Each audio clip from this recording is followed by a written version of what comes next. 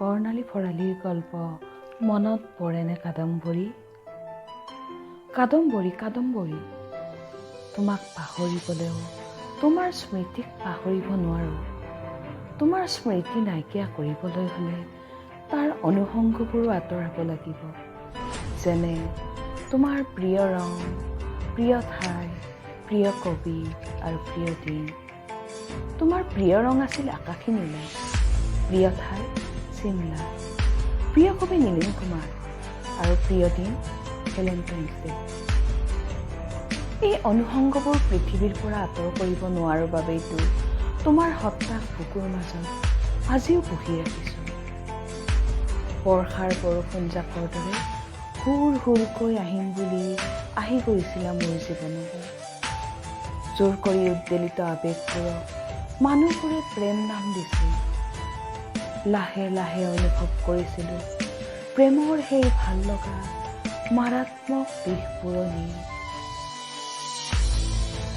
অসহ্যকৰ টোপনি কাহিনীয়ে তৃষ্ণা, আতুৰতা, শৰীৰৰ সমস্ত বল প্ৰয়োগ কৰিও বাধা দিব নোৱাৰোচোন দিবা স্বপ্নবোৰক। তোমাক ওচৰত দেখিলে সৰ্বশৰীৰ কঁপি উঠে, সপোনতো ঘৰ্মাক্ত হৈ উঠো। মোৰ অনাকাংক্ষিত পৰীক্ষাৰ ফলটোৱে তোমাক বাৰুকৈ ভয় খুৱাইছিল নহয় জানো?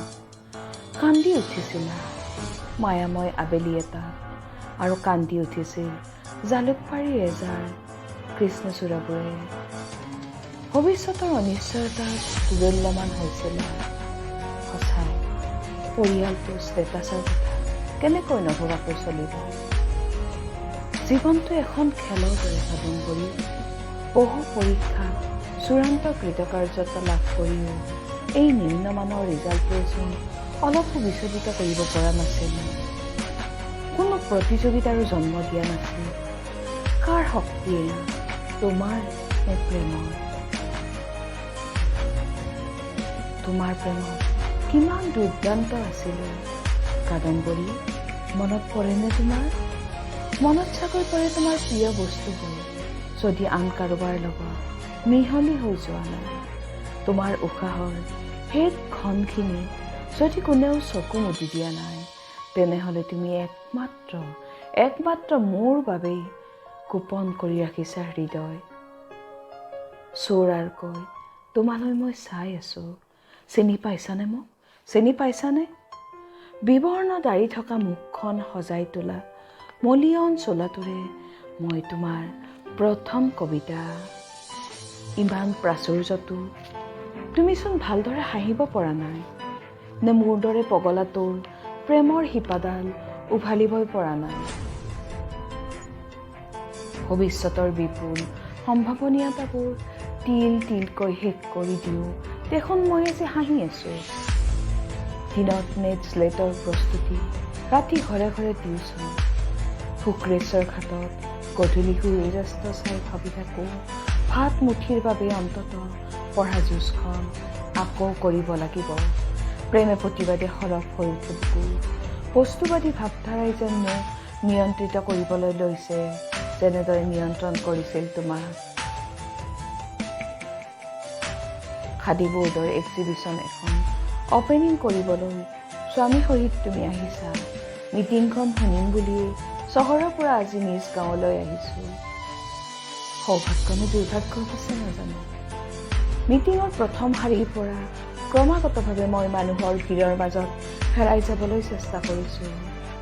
অনাৰেবল গেষ্ট বহা চকীকেইখনত তুমি অকল মহিলা, সেয়ে তোমাৰ ওপৰতেই দৃষ্টি সমগ্ৰ ৰাইজৰ। পপকটা চুলিখিনি, বগা বাউসীত বেঙুনীয়া ৰঙৰ হাত কটা ব্লাউজটোৰে তোমাক অপূৰ্ব দেখাইছে। লগত থকা অমৰে মোৰ হাতখনত চিকুটিয়াইছিল। এইজনী দেখিছ, তোৰ একজনীৰ দৰে দেখিবলৈ চাচোন। তোমাৰ স্বামীয়ে ৰাইজক উদ্দেশ্যি ভাষণ দিছিল কেনেদৰে ক্ষুদ্ৰ উদ্যোগ ঘৰে ঘৰে গঢ়ি তুলিব পাৰি, তাৰ বাবে চৰকাৰী ঋণৰ সুযোগ প্ৰত্যেক নিবনুৱাই গ্ৰহণ কৰি স্বাৱলম্বী হ'ব লাগে। মৌ পালন, মীন পালন, হাঁহ কুকুৰা পোহা ইত্যাদি কেতবোৰ কণা হাঁহক পতান দিয়া ভাষণ শুনা ধৈৰ্য মোৰ নাইকিয়া হৈ পৰিছে। ষ্টিম ইঞ্জিন এটাৰ দৰে গৰম বাষ্পবোৰ যেন মোৰ কাণে নাকেদি ওলাবলৈ ধৰিছে। এটা আঙুলিত গোটেই মুখখনৰ ভৰ দি তুমি লক্ষ্যহীনভাৱে কালৈ চাই আছা? গাঁওখনলৈ আহি গপনি উঠিছে নেকি? চহৰত পঢ়া দিনবোৰত কমেই অহা হৈছিল এই গাঁওখনলৈ। বন্ধৰ দিনতো এদিনৰ বাবে আহিবলৈ অনুমতি দিয়া নাছিলা, কাৰণ বন্ধৰ দিনত তোমাৰ দিনযোৰা ডেটিং হয়। মনো কষ্ট পাইছিলোঁ কেতিয়াবা, কিন্তু তাতকৈও কষ্ট পাইছিলোঁ তোমাৰ ওফোন ভাগি। নিজ হাতে ৰন্ধা একে সোৱাদৰ ভাত খাই উকালি আহিলেও ঘৰৰ ভাত এসাঁজ খোৱাৰ ভাগ্য ক'ত হৈছিল? তেনেকুৱা পৰিস্থিতিত তুমি লৈ যোৱা শীততাপ নিয়ন্ত্ৰিত বিলাসী ৰেষ্টুৰেণ্টৰ সুস্বাদু টেবুললৈ।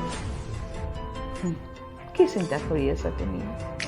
আগত শাৰী শাৰীকৈ সজাই থোৱা মিনাৰেল ৱাটাৰৰ বটলৰ পানী এঢোকেৰে জীপাল কৰিছা উৎজুৰি। বৰ শুকান লাগিছে তোমাৰ। মনত পৰেনে কাদম্বৰী ডিপাৰ্টমেণ্টৰ পিকনিকৰ কথা? বিলত নাও মাৰি আমি সিটো পাৰৰ ট্ৰাইবেল গাঁওখনলৈ যোৱা কথা। উভতি আহোঁতে এক প্ৰকাৰ সন্ধ্যা হৈ আহিছিল।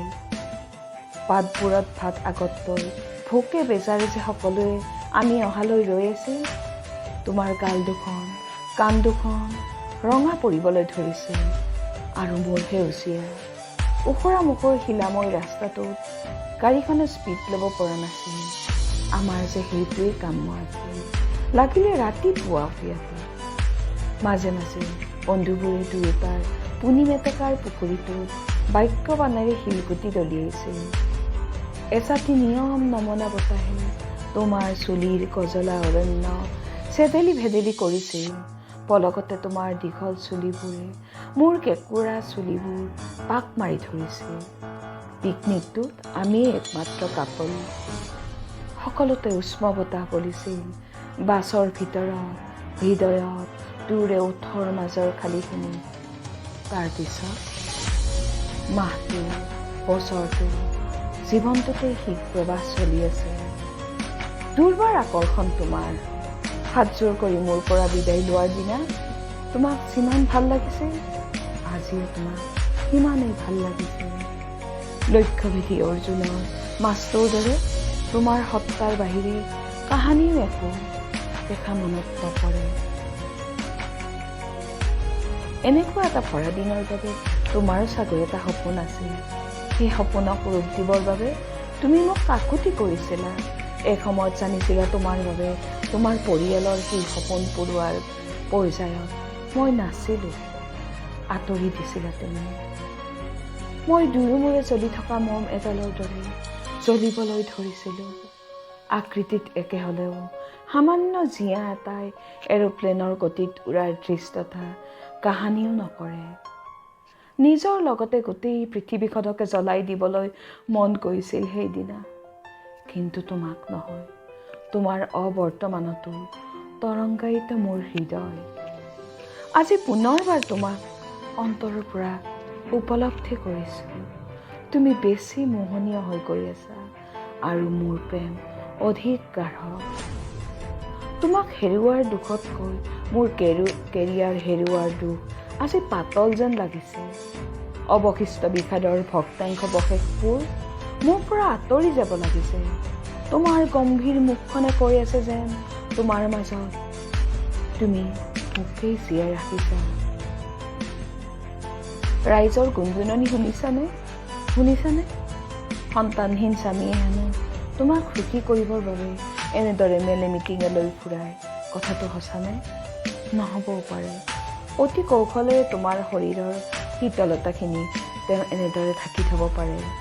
অভিজাত নাৰ্ছিং হোমখনৰ পাকৈত স্ত্ৰী বিশেষজ্ঞজনে তেওঁৰ তীক্ষ্ণ কেঁচিখনেৰে তোমাৰ পৰা বিচ্ছিন্ন কৰা মাংসপিণ্ডটোৰ কথা কেতিয়াবা মনত পৰেনে? উত্তাপহীন জড় পদাৰ্থখিনি তুমিও দেখা নাছিলা, ময়ো। মাথো অতিৰ পৰা ওলাই অহাৰ পিছত তোমাৰ মুখত গভীৰ প্ৰশান্তি দেখিছিলোঁ। সদ্যোজাত কেঁচুৱাৰ মমতাময়ী মাতৃ এগৰাকীৰ দৰে। ধ্বংসতো কেতিয়াবা সন্তুষ্টি থাকে, মোৰ উদ্বিগ্নতা কমি গৈছিল। দুই জনসমুদ্ৰত পুনৰ মিলি গৈছিলোঁ পোচাকী আৱৰণেৰে। ঘটি যোৱা ঘটনাটো এটা সৰু অপাৰেশ্যন বুলি ধৰি লৈছিলোঁ। ভাবিম এতিয়া তোমাৰ কোনো দুখ নাই। যদিহে পৃথিৱীৰ পৰা হেৰাই যোৱা মাংসপিণ্ডটো দুয়োৰে অস্তিত্ব বুলি মানি লৈ নিৰ্লিপ্ততা অৱলম্বন কৰিছা, তেতিয়া ভাবিব লাগিব তুমি হাত চাপৰি বজাব পৰাকৈ অভিনয় জানা। অনুভৱ কৰিলে দেখিবা তুমি আৰু মই দুয়োৰে জীৱনত শূন্যই ঘৰ পাতি লৈছে। যদি আকৃতিহীন তেজৰ লথপথপীয়া মাংসপিণ্ডটো পুনৰ উজ্জীৱিত কৰিব খোজা, আহিব পৰা পুৰণি ঠিকনাটো বিচাৰি কাল্পনিক ৰূপত হ'লেও তোমাৰ মমতা জগাই তুলিম। তোমাৰ গেৰেজটোতকৈ চাগৈ সৰু নিম্নতম সা সুবিধাৰে ভৰা মোৰ এই ৰুমটো, সস্তীয়া এজনীয়া কেৰ কেৰ কৰা বিচনাখন মনত আছেনে?